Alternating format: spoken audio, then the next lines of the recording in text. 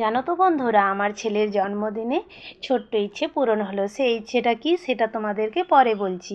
এই যে গোপালের প্রসাদ খেয়ে ওর দিনটা শুরু হলো, তারপরে বড়দের কাছে আশীর্বাদ নিয়ে প্রণাম করে সেই ভিডিওটা কিন্তু আমার করা হয়নি।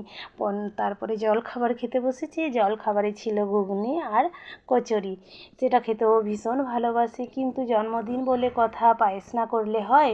কিন্তু পায়েস রান্না আমি করেছি, কিন্তু গোপালকে আমি প্রসাদ লাগাই। প্রথমে আমি জন্মদিনের পায়েস গোপালকে দিই, তারপরে আমার ছেলেকে দিই।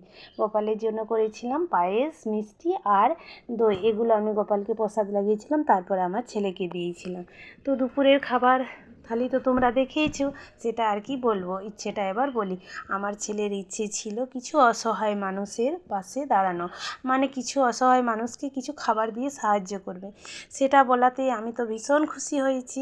তো বললাম ঠিক আছে, কোনো ব্যাপার না, আমি তো কিছু খাবার বানিয়ে দেবো। আমি বানিয়ে দিলাম চিড়ের পোলাও। বন্ধুরা, তোমরা আমার ছেলেকে আশীর্বাদ করো, ও যেন মানুষের মতো মানুষ হয়, আর এইভাবে অসহায় মানুষের পাশে যেন সবসময় থাকতে পারে।